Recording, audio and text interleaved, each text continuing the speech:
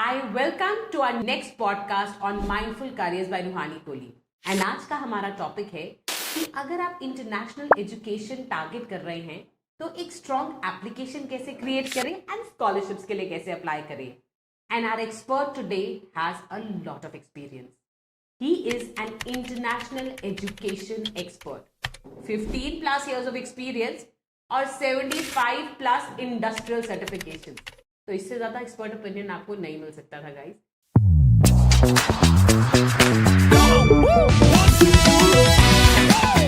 So let's welcome Abhinav Sharma. Thank you so much, Abhinav, for agreeing to this. Thank you, Rohani, for hosting me today. And it's an absolute pleasure to be present here today in front of you and getting this opportunity to speak at length about international education. I know we've had a lot of conversations. कितनी बार आपसे मैंने ये बात की है and I'm glad आपकी knowledge I can share with a lot of people जो हमारे चैनल को सब्सक्राइब करते हैं या जिनको ये इन्फॉर्मेशन नहीं मिलती है, because ये स्कॉलरशिप्स वाला टॉपिक तो ना is a very common topic. बिल्कुल और मैं अपने इंटरनेशनल एजुकेशन एक्सपीरियंस से जो एक चीज़ also till date I have interacted with more than 40,000 students and countless interactions से एक चीज़ जो कॉमन फीडबैक हमेशा सामने निकल के आता है कि बहुत से मेरिटोरियस बच्चे होते हैं जो बाहर जाना चाहते हैं, फाइनेंशियली इतने स्ट्रांग नहीं होते या फिर एकेडमिकली स्ट्रांग हैं लेकिन फाइनेंशियल सपोर्ट चाहते हैं, बिकॉज किसको नहीं चाहिए कि उसको स्कॉलरशिप मिले और एक अच्छी टॉप यूनिवर्सिटी के अंदर वो स्कॉलरशिप के थ्रू जो है वो अप्लाई करे। सो ये टॉपिक एक ऐसा टॉपिक है जिस पे बहुत लिमिटेड इन्फॉर्मेशन अवेलेबल है। Even if you do random internet research you will still not be able to find the right information, because एक होती है अकोमोलेटेड नॉलेज और वो अकोमोलेटेड नॉलेज आती है इंट्रैक्शन करके and first hand information. Because I have travelled extensively, आपको पता है कि ऑलमोस्ट हर दूसरे महीने दुनिया के किसी और कोने में मैं होता हूँ और वहाँ पे जो अपॉर्चुनिटीज़ होती हैं तो मेरा हमेशा एक मकसद रहता है कि जो अपॉर्चुनिटीज़ वहाँ पे हैं वो इंडिया में कैसे लेके आ सकता हूँ मैं, यहाँ के जो स्टूडेंट्स हैं, यहाँ के जो पेरेंट्स हैं, उनको वो बेनिफिट कैसे ट्रांसफ़र किया जा सकता है। तो इसी के ऊपर डेफिनेटली आई थिंक जो हम आज ये कॉन्वर्सेशन स्टार्ट कर रहे हैं ये बहुत आगे तक जाएगी और बहुत बेनिफिशियल रहेगी। करेक्ट। एंड यू नो आई से दिस कि हम भी रोज हमें बच्चे मिलते हैं जिनको कई बार एप्लीकेशन फी पे करना भी मुश्किल लगता है। करेक्ट। तो अगर आप एप्लीकेशन फी करना मुश्किल है तो आगे फीस और वो सब तो बहुत बड़ा बर्डन है, but they are very deserving. Right. Good qualification, good credentials, and this is I think what I need to talk about today. So let's start with the first element, strong application. पहले तो what a lot of people don't understand is strong application का मतलब क्या है। बिल्कुल। और ये एक हम कह सकते हैं कि एक मिथ बस्टिंग डिस्कशन होने वाली है जो हम करने वाले हैं।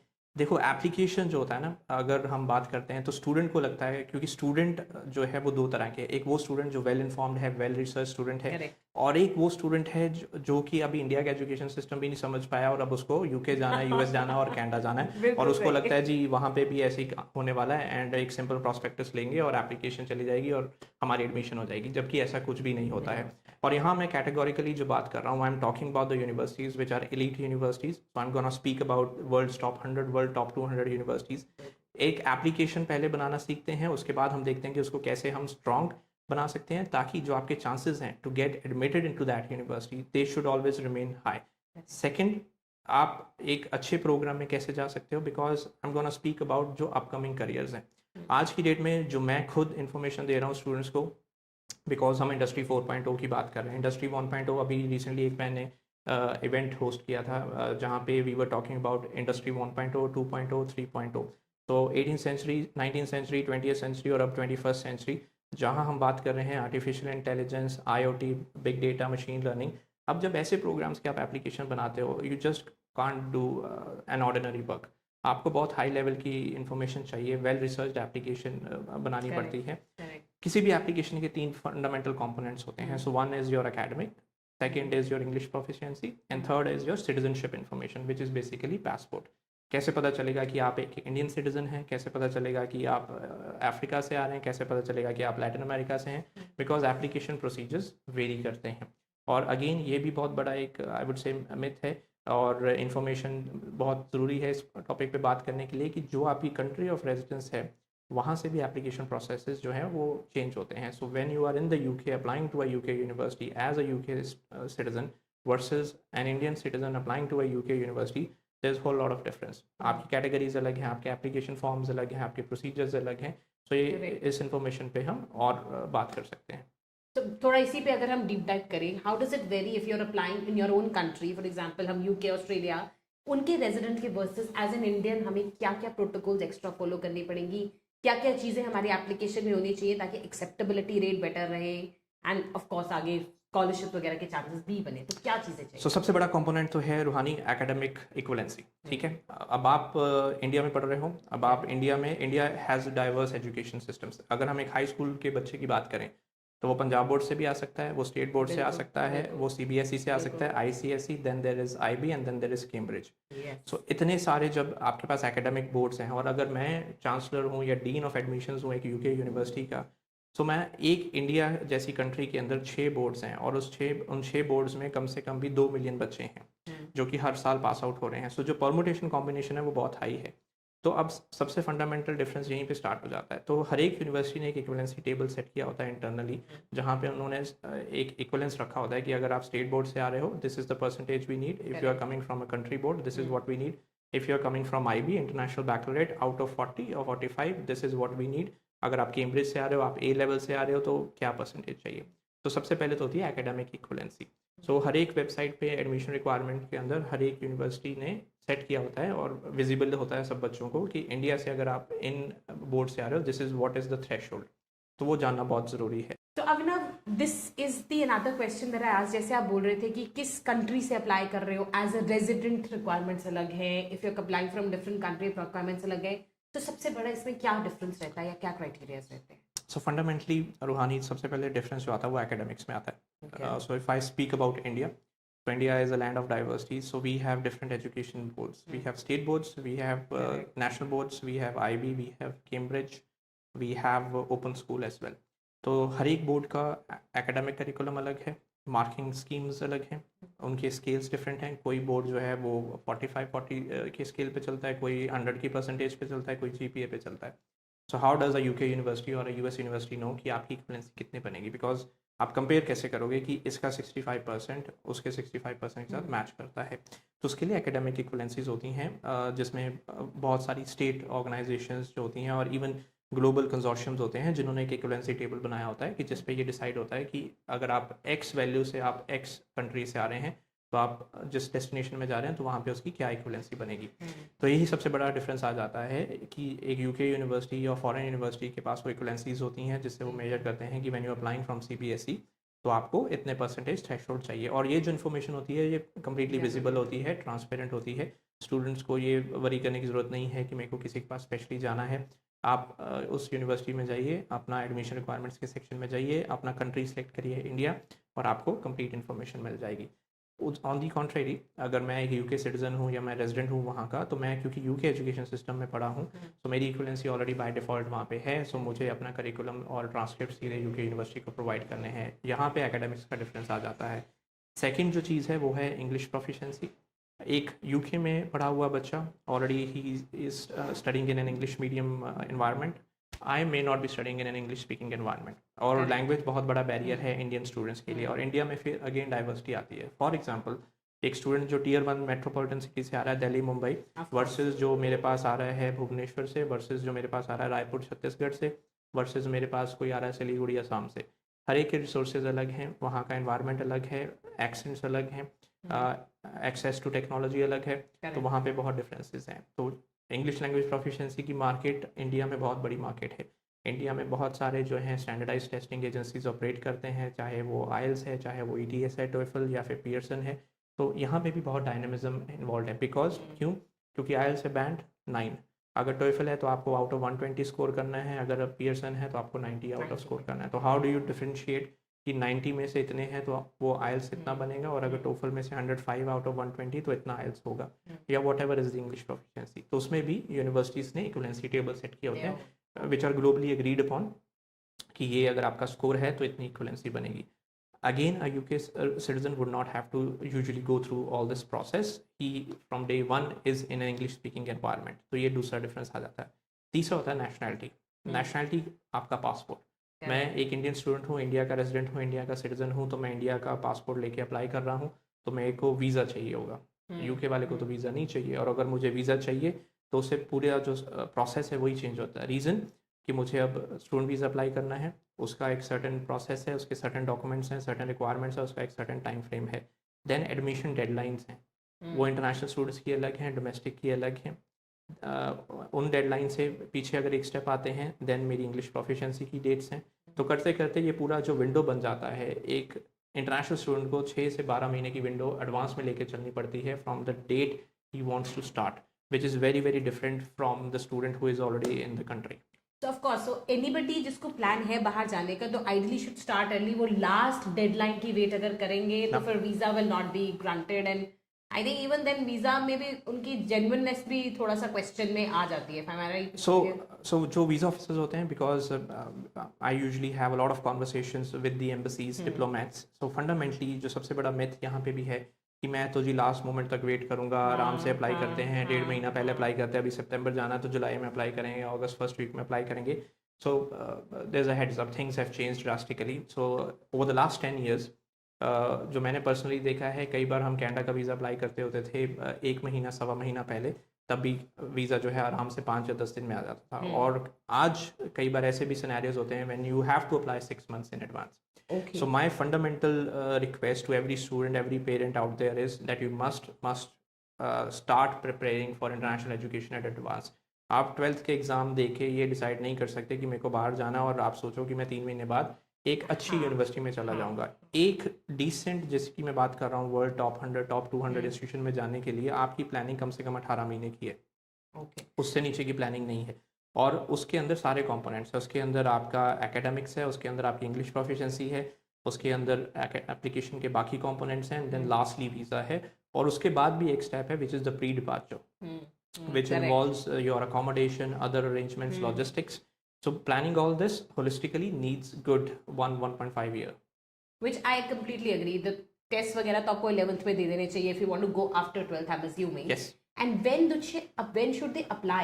University को किस month के around apply करना? So there is no fixed answer for that because it is completely dependent upon the destination market. So if you are speaking and talking about an Ivy League university or a top UK university, you should apply at least 12 months to 18 months in advance. So basically आपकी जो application है, जब आपके 10th के pre board खत्म होते हैं ना, आपके माइंड में प्रोसेस जो है वो चलना शुरू हो जाना चाहिए that okay I want to go to Yale, Princeton, Columbia, Brown University, और वहाँ से आपका एक्चुअल प्रोसेस है। और कई स्टूडेंट्स तो मेट्रोपॉलिटन में इतने एडवांस्ड हैं, they start preparing in 7th और 8th बिकॉज एप्लीकेशन के अंदर बहुत सारे कंपोनेंट्स हैं। On the other hand, let's say there are universities which are let's say located in Australia और even in New Zealand, in UK for that matter, there are certain universities which will still accept your application if you apply after your 12th, as long as the seats are available.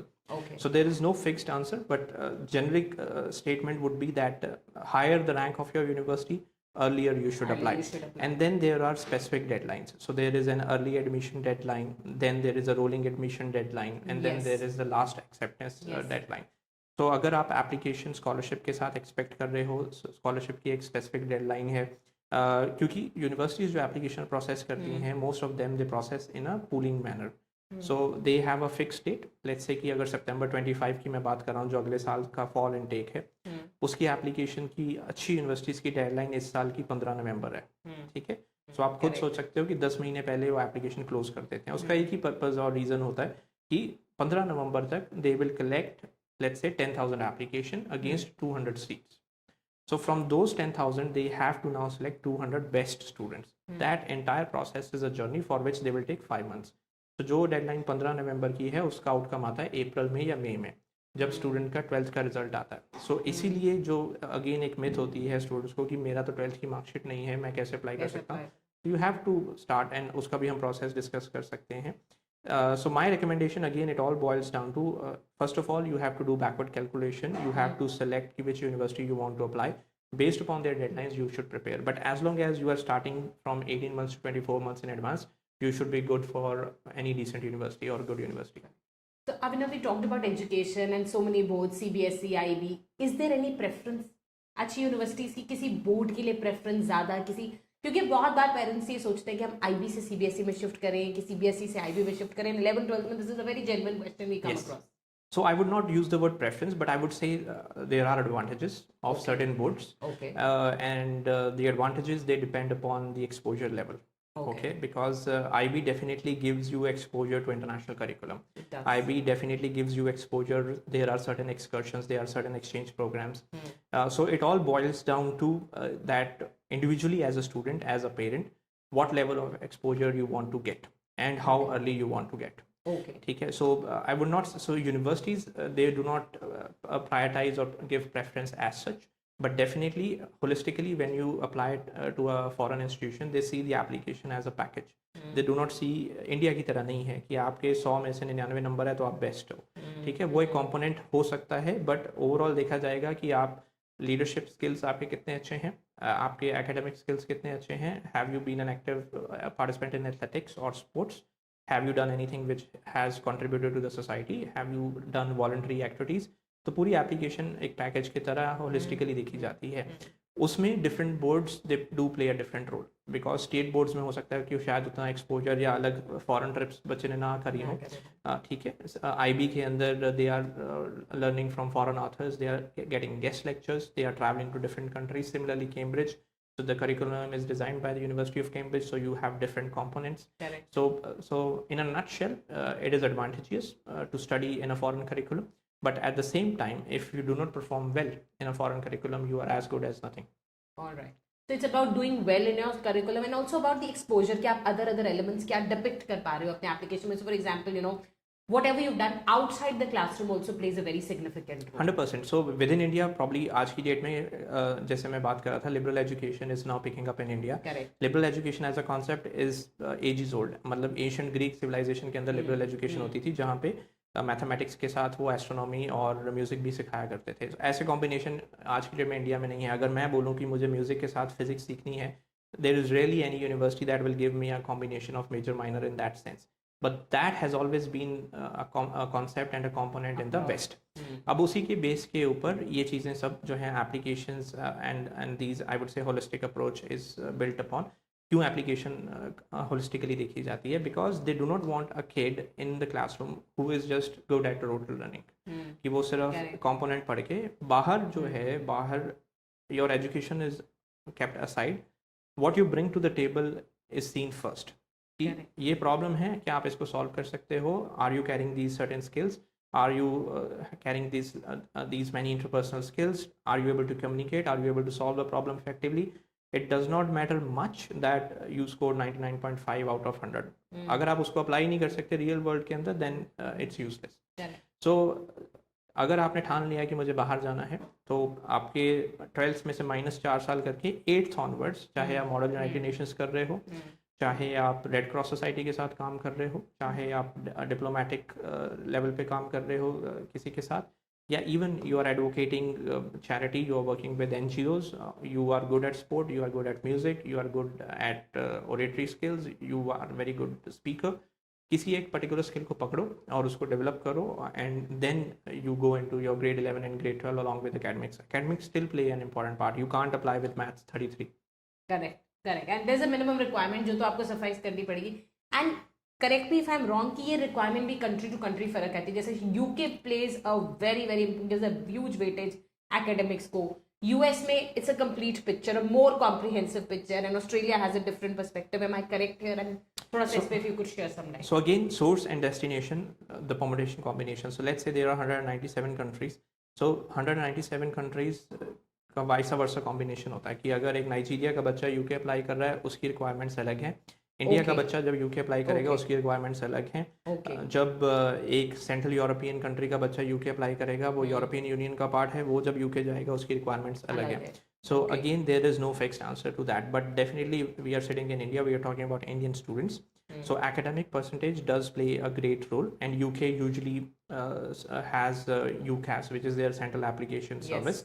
और वहाँ पे Russell group की जो universities हैं, अगर top universities, अगर university of Southampton में जा रहे हैं आप, इंपीरियल कॉलेज में जा रहे हैं आप, किंग्स कॉलेज में जा रहे हैं आप, लंडन स्कूल ऑफ इकोनॉमिक्स जैसे इंस्टीट्यूशन में जा रहे हैं.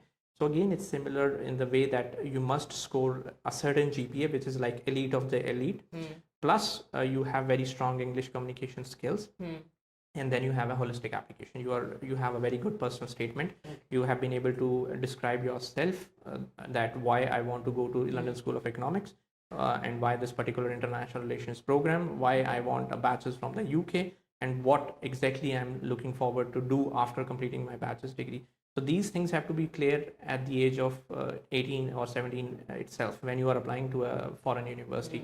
And again, there is a categorization that you are applying to a world rank 100 university, and then probably you are applying की जो यूनिवर्सिटी 10,000 पे आती है उस यूनिवर्सिटी में, और टॉप 100 की यूनिवर्सिटी के एप्लीकेशन प्रोसेस अलग बहुत होंगे ज़्यादा फर्क और एकेडमिक कंपोनेंट्स अलग होंगे। हो सकता है कि शायद आपकी सेकंड डिवीजन 50% नंबर हैं वो भी चल जाए, ठीक है। लेकिन अच्छी यूनिवर्सिटी में अगर आपको जाना है, देन जैसे मैंने बताया, आप 10,000 एप्लीकेशन में से 200 के आगे कम्पीट कर रहे हो। एंड ऑब्वियसली एक चीज़ जो मैं हमेशा कहता हूँ कि आईआईटी में से निकलना और यहाँ पे फॉर अगर ग्रेजुएट बच्चे हैं तो कैट में से निकलना आईएम के लिए still it is like 100x tougher than going into a good university I abroad. completely agree because वहाँ पे it's not dependent on one small test. No, there is more comprehensive element Yes. जो आपने 3-4 साल में build up किए हैं and उसको आप प्रेजेंट कर रहे हैं, जहाँ पे मतलब रोल आपका पर्सनल स्टेटमेंट का भी आ जाता है ना कि आपने 3-4 साल में क्या बिल्ड किया और आप उसको कैसे प्रेजेंट करते हैं। सो some thoughts on personal statement, how to work on it. So personal statement is an extensive work.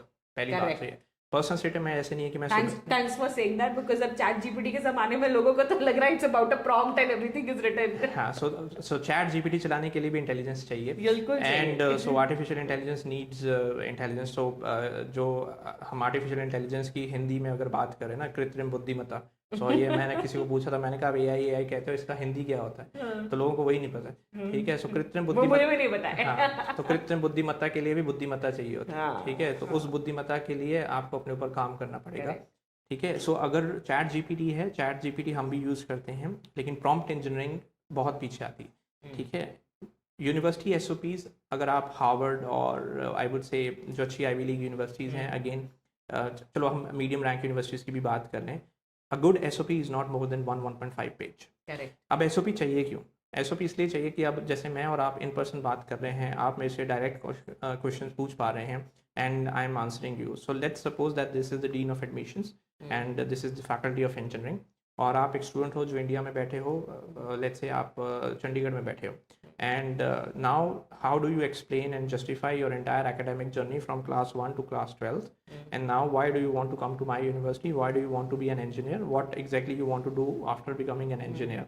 तो वो पूरी जो जर्नी है आपको कंडेंस फॉर्म के अंदर 1200 से 1500 वर्ड्स में बतानी है, और वो वही बता पाएगा जिसने वो जर्नी खुद लिखी है और खुद जी है। अगर आप किसी काउंसलर से एक्सपेक्ट कर रहे हो, आप किसी को हायर कर रहे हो और वो बिना आपके प्रॉम्प्ट्स के, बिना आपसे इनपुट्स लिए वो लिख दे रहा है, तो वो कुछ नहीं हो रहा है, वो बस एक पैरा किसी का उठा के गूगल से लिख के वो जारी है, और फिर एक महीने बाद ईमेल आती है, this is inform that your application was rejected, ठीक है। तो आपका एसओपी पे काम करना, आई वुड से minimum is a 1 month to 3 months process, at best should be a 6 months process. So I know students who have worked on one page for 6 months but they have made it to Harvard, ठीक है। सो अगर आप ऐसा M रखते हो तो आपको पूरी जो है कंडेंस फॉर्म में जो चीज़ हो सकता है कि आप 10 पेज में लिखो, उसको आप एक पेज में कैसे लिख सकते हो? This is what an SOP is. आप अपने ज़िंदगी के 18 साल एक पेज में कैसे उतारोगे?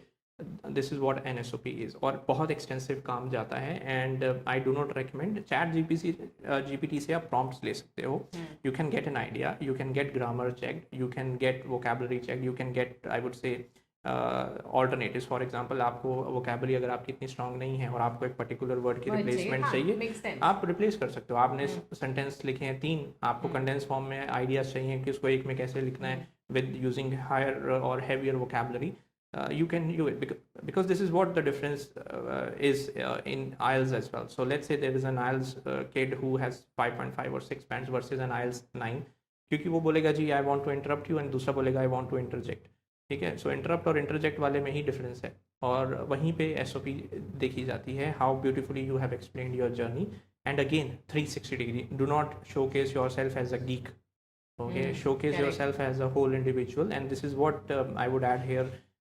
National Education Policy 2020 of India also states, because if you read this document, which is about 64 pages, now India is moving towards creating more holistical individuals, जहाँ पे आपका component languages का भी है, आपके liberal arts भी हैं, आपके academics भी हैं, और आपके core sciences भी हैं।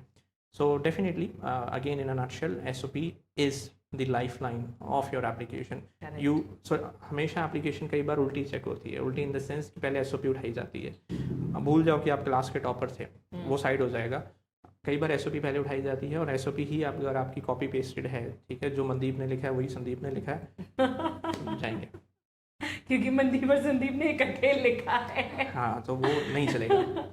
I completely agree. एंड मुझे लगता है सबसे पहले तो एसओपी में आपको कितना रेट्रोस्पेक्ट करना है ना, कि आपने ये क्यों किया, कैसे किया, क्या किया, वो स्टोरी लाइन ही मिसिंग है, तो आप क्या ही लिखोगे। सो आपका पास्ट प्रेजेंट फ्यूचर होता है एसओपी। Correct. तो आपने जो पास्ट में किया है वो लिखना है, प्रेजेंट में क्या सोच रहे हो, क्योंकि प्रेजेंट में ही आपने डिसाइड किया है कि मेरे को यूके यूनिवर्सिटी जाना है। यूके में पढ़ने के बाद आपका फ्यूचर है, और यूएस में पढ़ने के बाद, कनाडा में पढ़ने के बाद, तो आपकी एसओपी 1000 वर्ड के अंदर पास्ट प्रेजेंट फ्यूचर है। 300 वर्ड में पास्ट होना चाहिए, 300 में प्रेजेंट है, 300 में फ्यूचर है, Correct. और 100 में आपकी कंक्लूजन है। वही वही आई थिंक वेरी गुड। मतलब आपने बहुत अच्छे से इसको हमारे लिए बाइफरकेट कर दिया है कि इतने वर्ड्स में आपने अपनी स्टोरी बतानी है, तो just imagine how powerful those words have to be. Yes, इतने वर्ड्स में you are telling how you lived in the past few years और what you see yourself doing, so it has to be a very powerful statement. Absolutely. Definitely. Is there difference की जो courses के across, की भाई engineering के लिए apply कर रहे हो तो क्या देखा जाएगा, बाकी कोर्सेज के लिए अप्लाई कर रहे हो तो थोड़ा सा a little bit of information So on again, a lot of common sense goes into this. So again, as admission evaluators, when let's say if I have to look at an application, then what I see is I would say mapping between the subjects and the program that the student has chosen. Correct. So एक जो fundamental nomenclature का difference आता है कि हमारे India में होते हैं courses, बाहर होते हैं programs. So बाहर जो courses होते हैं वो subjects होते हैं. So if I say I'm doing Bachelors of Civil Engineering, that's not a course, that's a program. That's a program. If I'm doing applied physiology within Bachelors of Kinesiology, then physiology is a course. ठीक है, so India में वो differences हमारे हैं, और यही SOP में जब आते हैं तो गलतियाँ बनते हैं। ठीक है, so ये भी ध्यान रखना होता है। So अगर मुझे अप्लाई करना है बैचलर्स ऑफ केमिकल इंजीनियरिंग में, सो फंडामेंटली मेरी सबसे पहले मैथ्स देखा जाएगा। मेरे मैथ्स में नंबर है 30 और मैं एसओपी में लिख रहा हूँ I want to become a highly successful engineer because I love engineering, I have been a very good student at mathematics, I always love logic, I always love arithmetic. Number maths में है 30, जो कि optional subject रखा हुआ था आपने, out straight away out. Correct. Similarly, you want to apply, let's say for international relations, you want to become a diplomat, you want to become an administrative officer. And one of the core subjects is history and political science. So humanities के बच्चों के लिए, because humanities हमारे देश में ऐसा देखा जाता है कि भाई जिसको कुछ नहीं आता वो humanities में आता है, जबकि बाहर humanities is, I mean there are, I can right now tell you 50 top careers which come out of humanities. ठीक है, हो सकता है कि एक इंजीनियर उतने पैसे ना बना रहा हो जितना एक एंथ्रोपोलॉजिस्ट बना रहा हो, या फिर एक क्रिमिनोलॉजिस्ट बना रहा हो जिसने बैचलर्स ऑफ क्रिमिनोलॉजी करी हुई है। तो ये जो करियर्स की इन्फॉर्मेशन है, इसके लिए आपको चाहिए होती है हिस्ट्री। सो हिस्ट्री में आपके नंबर हैं 50, but you are talking about becoming so and so in your application, so this correlation has to be very strong. Similarly, you want to become a good a paramedical officer, but your biology is 44. ठीक है, so the major content जो है उस पे you should have scored. हाँ, और यहाँ पे एक स्टेप और हम आगे जाएंगे। हो क्या कई बार क्या होता है कि आपकी जो यूनिवर्सिटी है, let's say if you are not going to a very high ranked university, you'll get admission, you'll get you pay the tuition fees. Now you go to the embassy. The embassy does another check now. Okay. So now the embassy sees this kid is coming to my country, applying to this program. Number इसके बताले से और ये बात कर रहा है कि मैं बैचलर्स पैरामेडिकल साइंसेस कर लूँगा 4 साल में, जो कि प्योर इंग्लिश के अंदर है। Your chances of visa rejection are high. Okay. So you have to clear not just the admission requirements, you also have to clear the immigration or the visa requirements as well. So जब भी आपकी application बनती है, आपको ये नहीं सोचना है कि मेरे को तो ऑफर लेटर मिल गया, अब मेरा वीज़ा 100% श्योर है। सो आपका logic at any stage destroy नहीं होना चाहिए, logic remains the same even at the embassy level. So again maths 33 going into chemical, हो सकता है आपको ऑफर मिल गई, हो सकता है कि आपको एम्बेसी वीज़ा ना दे। उस केस में फिर क्या होता है कि बच्चों को रीज़न ही पता नहीं चलता, उनको लगता है यार यूनिवर्सिटी ने तो मेरे को एडमिशन भी दे दी थी, यूनिवर्सिटी ने तो एक्सेप्ट भी कर लिया था, मेरे को वीज़ा क्यों नहीं मिला, मेरे तो पेरेंट्स की इनकम भी सही थी, फंड्स भी पूरे थे, मेरे तो आइल्स भी 6.5 था, but then it's your academics that are playing the bad part. Okay. So you मतलब everything double check है, इसलिए you have to be very sure what course you apply for and you should be in sync with your mark sheet. And most importantly, you should be in the right hands. Because ये चीज़ें अगर मैं आपको बता पा रहा हूँ इसलिए है because I am a professional. But let's say you are not dealing or with the person who knows these things and you are just going with the flow. Because to be honest, I don't expect a student to know about the visa processes in depth. He or she is dependent on somebody else who is a professional in that field और बहुत vast है. I mean the permutation combinations, just to let you know, there are 26,000 higher education institutions in the world. Each institution has about 140 programs. So I'm talking about 1.8 million programs. ठीक है, तो इस permutation combination के अंदर आपको 190 कंट्रियों के visa processes जो उसमें से लेट्स से कि आज की डेट में आप हैरान हो जाओगे, इंडिया से ऑलमोस्ट शायद 160 या 170 अलग अलग कंट्रियों में बच्चे जाते हैं। जबकि जब हम लेमैन लैंग्वेज में बात करते हैं सबको ये लगता है कि कनाडा जाना है और यूके जाना है, यूएस जाना है, बट ऐसा नहीं है। बच्चे साउथ कोरिया पढ़ने जा रहे हैं, अच्छा, ठीक है, बच्चे कतर पढ़ने जा रहे हैं, सो दुबई, कतर, ठीक है, स्टूडेंट सब जगह जा रहे हैं इस वक्त। आज की डेट में इंडिया का बच्चा हर जगह जा रहा है। सो पॉइंट इज ये सारे जो कॉम्बिनेशंस हैं ये एक स्टूडेंट को पता होने बहुत मुश्किल हैं, because there is no manual, इसकी कोई किताब नहीं है कि आप पढ़ोगे और आपको पता चल जाएगा कि ऐसे होता है। So you must be, and I want to stress on this fact that whenever you are seeking information always either seek it from official sources, which is the government websites, university websites, and if you are going to a professional, make sure that you do your research and then you decide on कि आपको कहाँ से apply करना है. So it's very important you go to a professional and don't land up in wrong hands. तो थोड़ा सा ये research is also very important because a lot of people claim to be professionals जबकि it is just the face that is there and no knowledge backing it up. Any relevant sources for different countries, Abhinav, where we can go to? There are many. So fundamentally there are हम use करते हैं consortiums. So consortium जो होते हैं आज की date में in this age of artificial intelligence and data sciences, and I've seen this journey over the last 15 years. At a point जब internet इतना accessible नहीं होता था इंडिया के अंदर, and even जो information होती थी, we used to get like this bunch loads of brochures from universities. I'm talking about 2009, 10, 11. तो इवन एक नॉर्मल ऑस्ट्रेलियन यूनिवर्सिटी अप्लाई करने के लिए उनका प्रॉस्पेक्टस आता होता था ऑस्ट्रेलिया से, उसके पीछे जो है डॉटेड लाइन पे एप्लीकेशन फॉर्म होता था पेपर में, उसको फाड़ते थे, वो फॉर्म भरा जाता था, वो स्कैन होता था, तो वो अप्लाई होता था. From that to now we have come to complete automation based, even the visas are automated. ठीक है, सो मतलब इतनी इतनी मोटी फाइलें बनती होती थी जो फिजिकली जमा होती थी एम्बेसीज के अंदर, और अब आज की डेट में आपके प्रोसेसेस ऑनलाइन हैं. तो कहने का मतलब ये है कि अब जितने भी रिसोर्सेज हैं, even from the embassies, from the governments, from the universities, from the boards, they are all online. तो कई ऐसी ऑर्गेनाइजेशंस हैं हर एक कंट्री के अंदर जहाँ पे आपको वो इन्फॉर्मेशन मिल जाती है. फॉर एग्जांपल अगर आपको ऑस्ट्रेलिया में किसी इंस्टीट्यूशन के बारे में जानना है, you will go to the CRICOS website which is CRICOS. ठीक है, अगर आपको न्यूजीलैंड के बारे में जानना है आप जाओगे एजुकेशन न्यूजीलैंड की वेबसाइट पे. अगर आपको यूके के बारे में एप्लीकेशन प्रोसीजर्स समझने हैं, यूनिवर्सिटीज़ के बारे में देखना है, आप यूकैस की वेबसाइट पे जाओगे. इवन ब्रिटिश काउंसिल की जो वेबसाइट है उस पर बहुत सारे रिसोर्सेज जो हैं वो अवेलेबल हैं. अगर आपको फ्रांस के बारे में देखना है, campus France is an organisation that does extensive work, तो आप कैंपस फ्रांस को कांटेक्ट कर सकते हो. अगर आपको जर्मनी जाना दैन देयर इज़ DAAD. ठीक है, एजुकेशन इन US है फॉर US, और कनाडा में है edu Canada. So there are like multiple these organizations or aggregators, platforms where you can find holistic, complete, accurate information. Study in Germany अगर आप लिखोगे, या कंजोर्शियम्स की जैसे मैं बात करता हूँ, ऑस्ट्रेलिया में क्या है कि जो प्रोविंसेस हैं उनके कंजोर्शियम्स हैं. अगर आपको सिडनी पढ़ना है तो सिडनी आता है न्यू साउथ वेल्स में. ठीक है, सो आप जाओगे स्टडी न्यू साउथ वेल्स. अगर आपको मेलबर्न पढ़ना है तो मेलबर्न आता है विक्टोरिया में, तो आप जाओगे विक्टोरिया में. अगर आपको ब्रिस्बेन जाना है तो ब्रिस्बेन है क्वींसलैंड में, so then you will contact study in Queensland. So that's where you contact and get the right information. So it's like the most authentic information available. Of course, you will research more and you will back it up with more things, but ये most authentic. But as a starting point, you will get, I would say, at least 80% of what you need. And accurate information. मतलब सबसे बड़ी problem तो ये ना, accurate information कहाँ ढूंढनी है वही नहीं मिलता. हाँ, so और ये government resources हैं. And you can contact them, and most importantly जो institutions हैं they are connected with them. तो अगर आपको ब्रिस्बेन की किसी यूनिवर्सिटी में जाना है, बॉन्ड यूनिवर्सिटी में जाना है, या ग्रिफिथ यूनिवर्सिटी ऑस्ट्रेलिया की मैं बात कर रहा हूँ, तो you can contact them and they will reach out. And most of the universities they have their in country offices as well. They have in country representatives who speak your language. वो हिंदी में बात कर लेंगे या आपकी regional language में बात कर लेंगे. You can reach out to them as well. So I remember हमने एक बार एक सेमिनार कराया था, and we had invited some people from the official organization only, and they had given really good guidance कि भाई if it is all about Harvard, it's not only about a full page CV, it's about that one quality that makes you very special. And I think ऐसी चीजें बच्चों को नहीं पता होती है. हाँ नहीं, because again उसका कोई मैनुअल नहीं है ना. So there is no manual, or again no matter how many I would say researches you do on the internet, there is no fixed recipe जो आपको बता देगी कि अगर आप ये करोगे तो आप यहाँ चले जाओगे. So these are, and every student's journey is different. सबसे बड़ा डिफरेंस ये है, अगर एक बच्चा है जो स्पोर्ट्स में बहुत अच्छा रहा है वर्सेस दूसरा बच्चा जिसने स्पोर्ट्स देखी ही नहीं है, दोनों के एप्लीकेशन में बहुत फ़र्क होने वाला है. दोनों की SOPs बहुत अलग होने वाली है.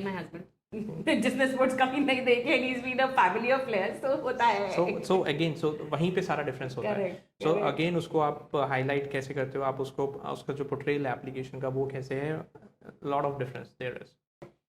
तो वेरी बिल्कुल करेक्ट, मतलब एक्चुअली हर कॉज के लिए। सो अगर हम शॉर्टलिस्ट करें अभिनव, तो फॉर अ स्ट्रॉन्ग एप्लीकेशन आपको एक रिक्वायरमेंट्स देखनी है यूनिवर्सिटी की क्या है, एंड आपको पोर्ट्रे करना है कि आप उन रिक्वायरमेंट्स को कैसे फुलफिल करते हैं। You have to start planning early. Anything I am missing? So I would say subject-based applications. For example, if you are applying to architecture, your applications will be very different. You Okay. need portfolio. You need a strong statement of purpose. You need a strong CV. You need strong letters of recommendation. Whereas you are applying to a simple bachelor's of commerce or a diploma business administration, आपको सिर्फ academic science passport चाहिए और English proficiency, let's say. Okay. तो subject wise, program wise, there are differences. For example सबसे बड़ी चीज़ है, आपको doctor बनना है यूके के अंदर, आपको जब अप्लाई करना है आपको प्लैब 1 चाहिए, आपको प्लैब 2 चाहिए, एंट्रेंस टेस्ट का डिफरेंस आ जाता है। Okay. वहीं आप जब बीबीए अप्लाई कर रहे हो आपको कोई ये प्लैब 1 प्लैब 2 नहीं, because that's for medical sciences. तो ये डिफरेंसेस, एक तरह की ये डिफरेंसेस कि एंट्रेंस टेस्ट का डिफरेंस आ गया। दूसरा डिफरेंस है कि अब आप आर्किटेक्चर में अप्लाई कर रहे हो, कोई भी अच्छी यूनिवर्सिटी बिना पोर्टफोलियो लिए आपको आर्किटेक्चर में एडमिशन नहीं देगी। पोर्टफोलियो में भी डिफरेंसेस हैं, कई पोर्टफोलियो होते हैं जिसमें डिजिटल डिज़ाइन अलाउड होते हैं, कईयों में हैंड स्केचिंग चाहिए होती है, अच्छा। कईयों में आपको जो है 3D ऑटोकैड आना चाहिए। सो जस्ट इमेजिन एक +1 का बच्चा है, उसको ऑटोकैड आना चाहिए, और उसने अगर रिसर्च नहीं करी है, और ऑलमोस्ट उनको फिर लगता है शॉक जब वो देखते हैं कि अब एडमिशन को रह गए 10 दिन और मुझे ऑटोकैड में डिज़ाइन बनाना है। तब वो किसी से बना के तो दे देते हैं, कई बार ये भी होता है, बट यूनिवर्सिटी में कैसे सर्वाइव करोगे आप? ठीक है। सिमिलरली आप जा रहे हो इंटीरियर डिज़ाइनिंग के अंदर, आप जा रहे हो ग्रीन आर्किटेक्चर के अंदर, let's say you want to go into visual arts, you want to go into photography. Recently, I was into filmmaking, batches of film production, batches of filmmaking. Film making में जाने के लिए you should be good at script writing. So imagine 12th का बच्चा जिसको script writing के भी basics पता होने चाहिए। ठीक है। So your application is not that easy. अगर आप मतलब स्ट्रेट फॉरवर्ड कोर्सेज से बाहर, अगर प्रोग्राम से बाहर मैं बात करूँ, it goes deep, very it's a very deep conversation. So उसके लिए हमें एक अलग पॉडकास्ट चाहिए। मतलब अगर मैं बात करूँ तो आर्किटेक्चर के ऊपर एक 30 मिनट का एपिसोड शूट हो सकता है, because architecture studies in Germany versus architecture studies in UK versus architecture studies in US versus Australia versus India, सब अलग हैं। आप एक आर्किटेक्ट कैसे बन सकते हो, आपको आर्किटेक्चर सोसाइटी के साथ रजिस्ट्रेशन कैसे करनी है, आपको कौन से लाइसेंसेस चाहिए, आपको कौन से स्किल्स चाहिए, आपको कौन से सॉफ्टवेयर चलाने आने चाहिए, तो बहुत कॉन्वर्सेशन आगे। तो basically this is what I think all these good universities look for, कि बच्चा उस चीज़ के लिए बना है, एंड अगर वो कोर्स करेगा वो सेटल होगा, बिकॉज उनकी रेपुटेशन है right at the end of the day, कि अगर बच्चा कोई करियर करता है वो उसमें सेटल हो, ही और she should do good in this. तो इसलिए ये प्रोफाइल मैचिंग बहुत इंपॉर्टेंट है कि बच्चा कंट्रीब्यूट भी करे, वो कुछ ले भी, एंड फिर वो एक ऐसा एलुमनाई बने जिसके बारे में वो बोस्ट भी कर सके, right? 100%। Because see in universities में एक चीज़ बहुत क्लियर होती है, they do not want to admit you if you will not become successful in career. तो वो उनका बहुत क्लियर मैंडेट है। And these universities are legacy universities, some of them, कोई 100 ईयर ओल्ड है, कोई 150 ईयर ओल्ड है। आप ग्लासगो चले जाओ, 600 साल पुरानी यूनिवर्सिटीज़ है, यूनिवर्सिटी ऑफ ग्लासगो, एडिनबरा। ठीक है। सो अगर कोई 600 साल पुराना एकेडमिक इंस्टीट्यूशन आज तक सर्वाइव कर रहा है और रैंक में बना हुआ है, वो इसलिए है because they have a quality control. Most importantly these universities they link qualification to employment. Correct. ठीक है। अब इंडिया में आप देख लो कितने इंजीनियर्स पास आउट हो रहे हैं, और एक पर्टिकुलर सर्वे के अकॉर्डिंग ऑलमोस्ट हमारे आधे से ज़्यादा इंजीनियर्स अनएम्प्लॉयड हैं। ठीक है। वो अनएम्प्लॉयमेंट इसलिए है बिकॉज कोई आज भी शायद माइक्रो प्रोसेसर सीख रहा होगा 8085 जो 1975 में आया था, कोई आज सी सीख रहा है जो कि वहाँ का स्टूडेंट तीसरी क्लास में सीख लेता है, वो हमारा बच्चा बीटेक में चला रहा है। सो आप देख रहे हो जो 15 साल का जो गैप है, एकेडमिक गैप है, सो एम्प्लॉयमेंट ऑब्वियसली कहाँ जाएगी फिर? ठीक है ना। Employment will always be tough. So these universities, why they put so much effort into this? Because they want that you should become employable on the day you get your degree.